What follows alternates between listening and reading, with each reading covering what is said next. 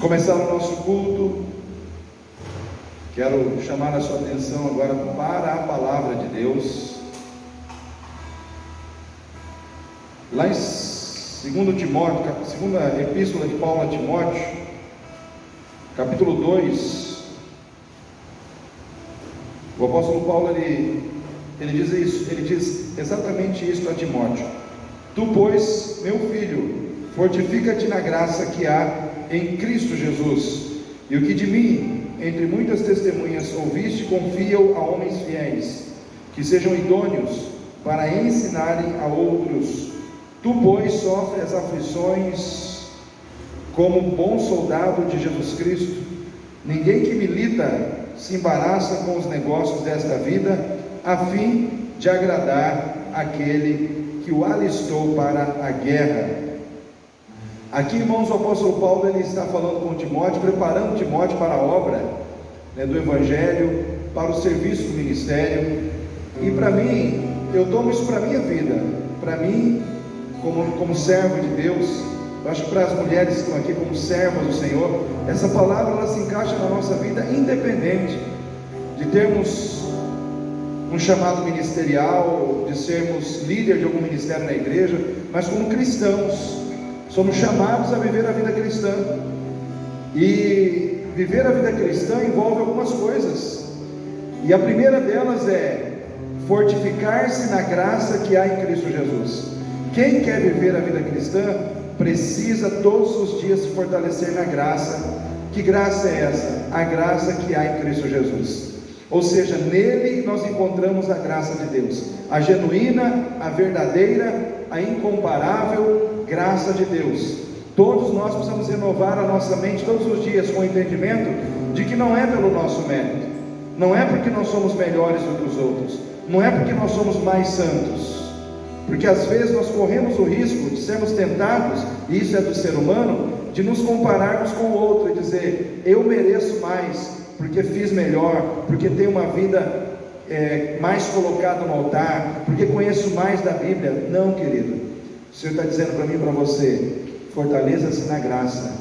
A graça te faz ver que você não é melhor que o outro, nem o outro é melhor do que você. Vocês são iguais e vocês estão em pé porque Cristo derramou graça sobre as suas vidas. Nós temos que entender que a graça ela nos nivela. A graça ela diz para mim e para você: todos estamos nivelados debaixo da graça, todos somos iguais perante Deus. Deus não vê nenhum maior e nenhum melhor, Deus vê todos iguais. Então a graça ela produz humildade no nosso coração.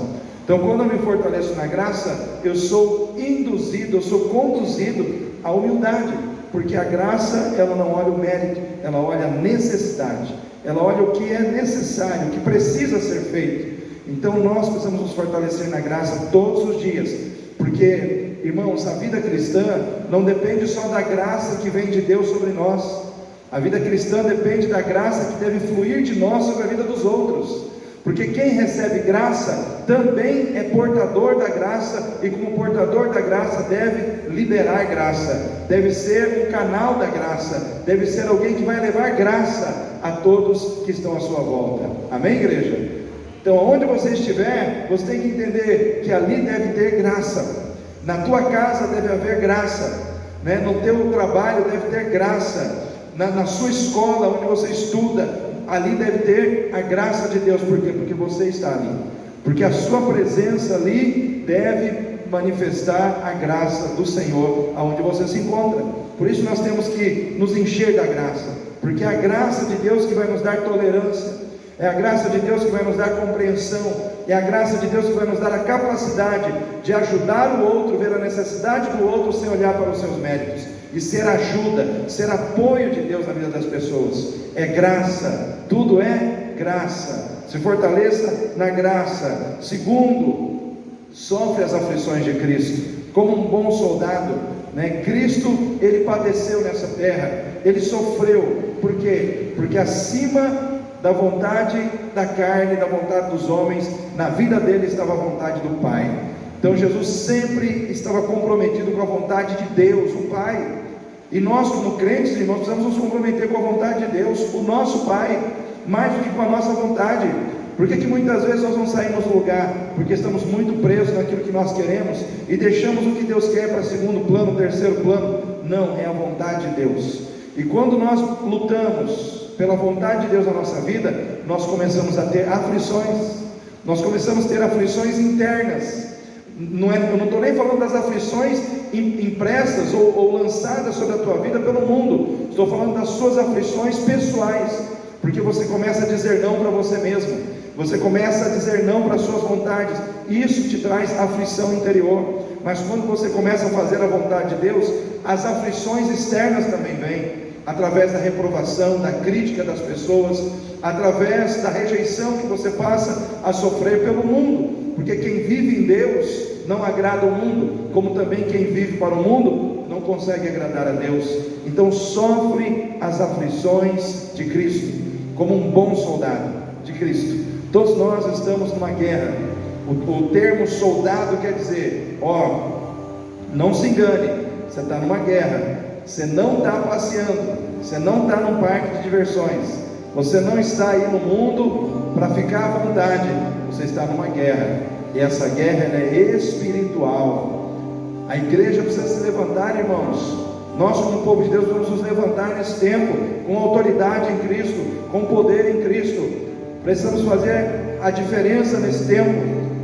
Mas para isso nós precisamos entender que a nossa guerra não é contra a carne, nem contra o sangue, mas não se luta contra as hostes da maldade, vivendo de qualquer jeito, né? Para lutar contra as hostes da maldade, a gente tem que estar vivendo para Deus, segundo a vontade de Deus, em sujeição a Deus.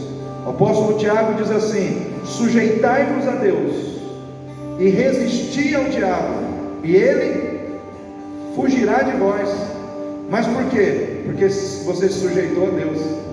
Não queira resistir ao diabo sem sujeitar a Deus, ele não vai fugir de você, ele só foge de quem primeiro se sujeita a Deus. Sofre as aflições de Cristo. Diga não para você mesmo, diga não para suas vontades, diga não para a sua carne, renuncie a si mesmo, tome a cada dia a sua cruz, tome a cada dia a sua cruz e siga a Cristo, porque a vida cristã é isso, irmãos. Vida cristã é renúncia pessoal, é renúncia própria, é a capacidade de rotineiramente obedecer a palavra de Deus, obedecer a vontade de Deus, e assim muitas vezes olhar para trás e dizer: antes eu vivia para mim, agora eu estou vivendo para o Senhor. Antes eu vivia para aquilo que eu queria, e agora eu começo a perceber que renunciando a mim mesmo, obedecendo a palavra de Deus, muitas vezes eu estou deixando de viver para mim mesmo, mas eu estou vivendo para o Senhor, estou vivendo para o reino de Deus. E aí você começa a caminhar em direção àquela situação onde você vai poder dizer, como o apóstolo Paulo disse: não vivo mais eu, mas Cristo vive em mim. Já parou para pensar nisso, irmãos? Isso é um processo. A gente não fala isso da noite para o dia, a gente fala isso depois de uma caminhada com Deus, de uma vida com Deus, de exercitar diariamente a disposição de renunciar e de obedecer a Deus, de renunciar a si próprio e obedecer a Deus, deixar de fazer o que nós muitas vezes queremos para a nossa carne, para fazer aquilo que o Senhor quer. Uma vez eu olhei aquele texto onde o Senhor Jesus diz assim: o grão de trigo caindo na terra, se ele não morrer, o que acontece? Ele não pode dar fruto. Eu não entendia de plantação de trigo, eu não tinha esse conhecimento, e aí eu tive que entender isso, que o grão de trigo, para ele germinar na terra e produzir o trigo, ele tem que morrer. Aí eu falei: Senhor, como é que isso funciona na minha vida? E o Senhor me falou: é simples, meu filho. Todas as vezes que você deixa de fazer os seus interesses para priorizar um interesse meu, relacionado ao meu reino, relacionado à minha vontade, e você está deixando de fazer algo que você queria, e muitas vezes nem pecado era, às vezes era uma coisa legítima, uma coisa que não era nem pecaminosa, mas era para você, era para a sua satisfação, era para o seu ego, mas você deixou de fazer aquilo, porque naquele momento você precisava fazer alguma coisa em prol do meu reino, em prol de alguém que eu amo, em prol de algo que é relacionado ao Espírito e à minha vontade. e ao crescimento da minha igreja. Você deixou, naquele momento você morreu para você mesmo, para viver para mim. Esse é o processo, irmãos. Esse é o processo.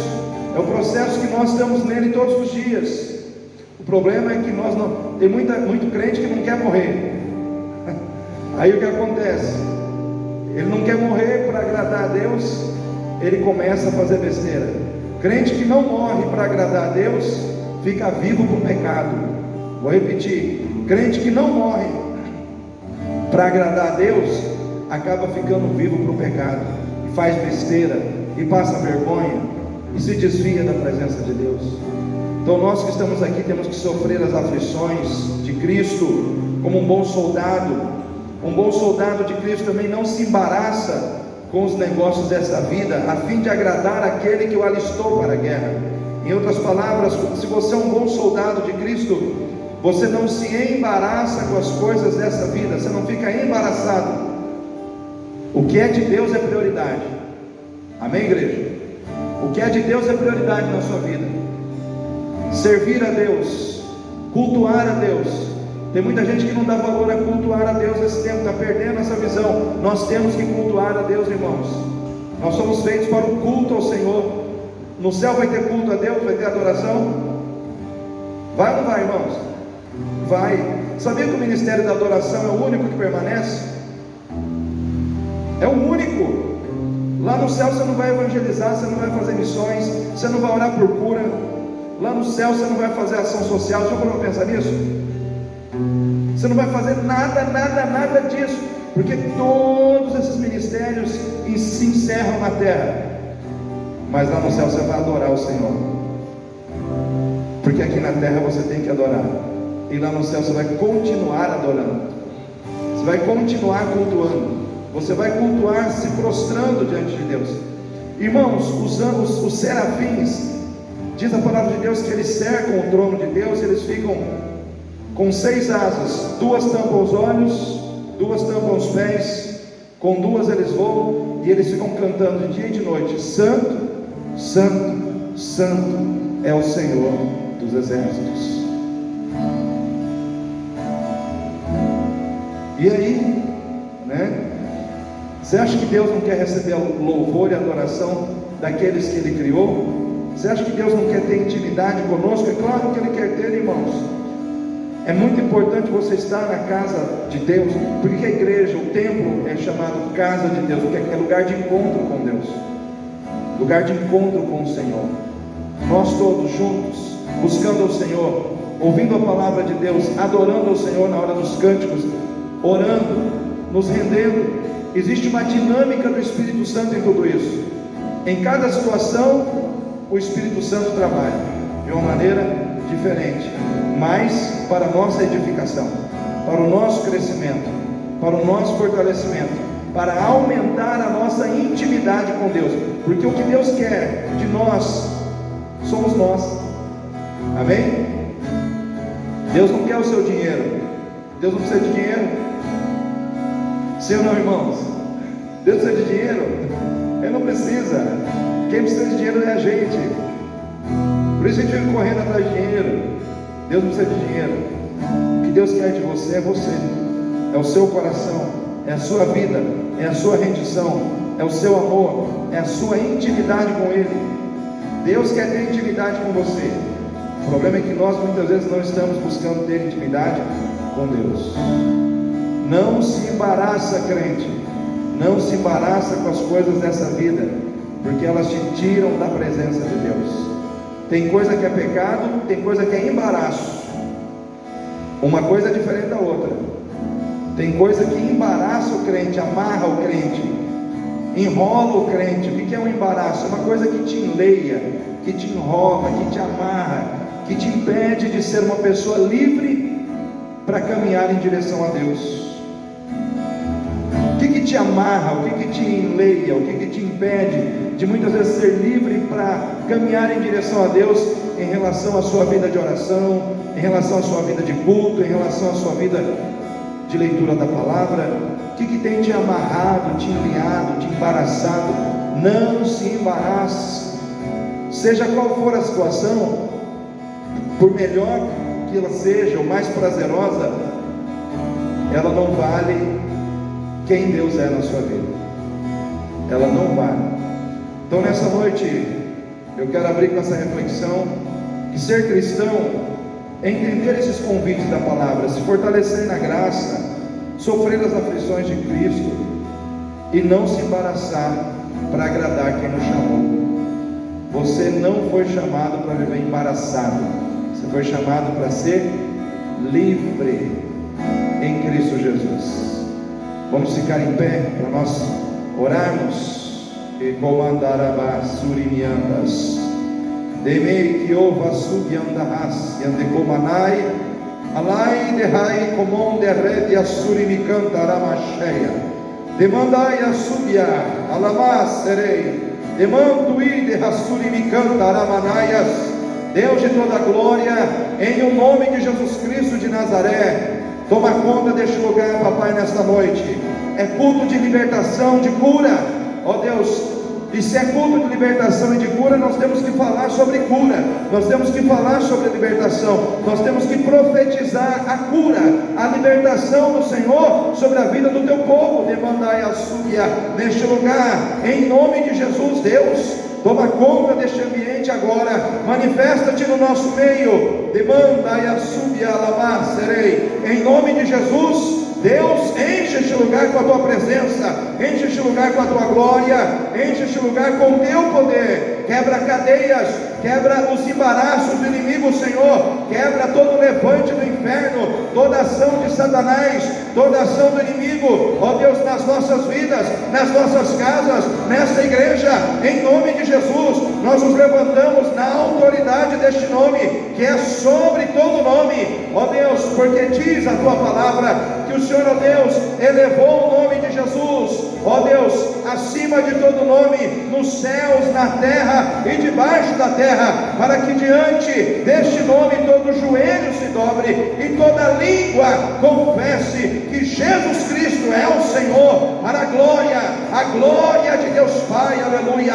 Em nome de Jesus Cristo agora, ó Deus, eu clamo ao Senhor pela cura dos doentes, dos enfermos, eu clamo ao Senhor pela libertação de vidas oprimidas. Oh, alamar serei neste lugar, ó Deus, ó Pai, em nome de Jesus, visita pessoas, visita lares nesta noite, visita famílias nesta noite, quebra as cadeias, quebra os embaraços, Pai, desperta o coração do teu povo, desperta o ânimo da tua igreja, levanta o teu povo com fé, levanta o teu povo com disposição, ó Deus, santa para te adorar, disposição santa para invocar o teu nome, porque sabemos, Deus, que os dias estão se abreviando e que a volta de Jesus está cada vez mais perto de acontecer, aleluia.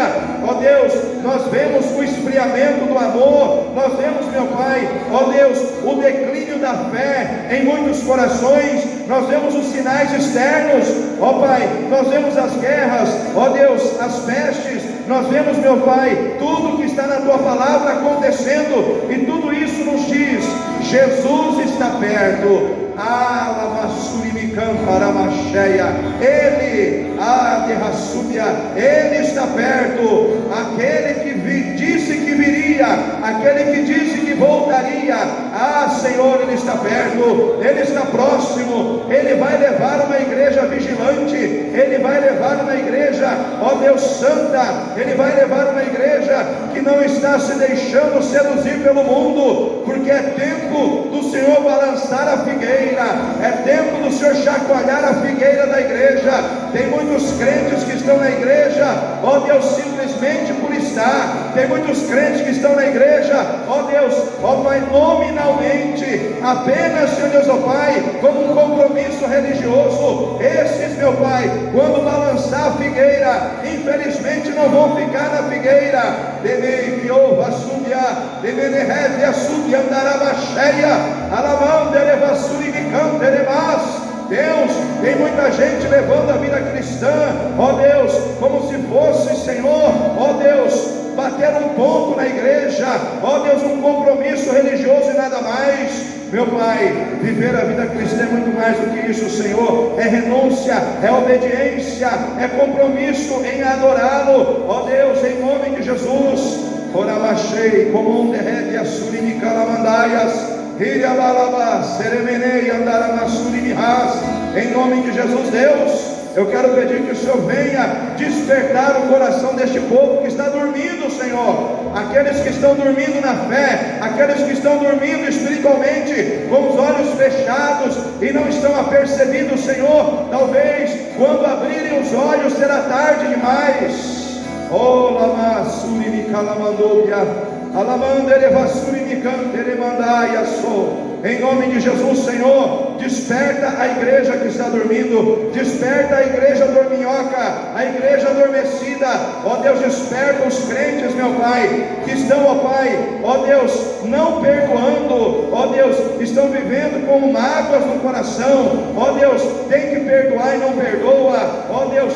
Ah, Deus, trabalha nesse crente de queixo duro, Senhor, que acha que pode, ó Deus, não perdoar, ó Deus, que acha que pode continuar, ó Deus, da maneira que está. Trabalha na vida dessas pessoas, Senhor, em nome de Jesus. Move nesses corações, Senhor, para que o teu nome seja glorificado, para que o Senhor seja exaltado na terra, para que a tua obra seja realizada na vida do teu povo, papai. Nós oramos, nós consagramos este ambiente, este culto ao Senhor, e dizemos: tenha liberdade aqui, Senhor, tenha liberdade no nosso meio, tenha liberdade neste lugar, passeia com poder e autoridade, ó Deus, no meio da tua igreja, manifesta a tua glória aqui, Senhor. Nós entregamos este culto nas tuas mãos e declaramos que o Senhor é Deus e que nós somos teus servos, estamos aqui para servi-lo. Perdoa os nossos pecados, Pai, perdoa as nossas faltas e ajuda-nos a vivermos para a tua glória,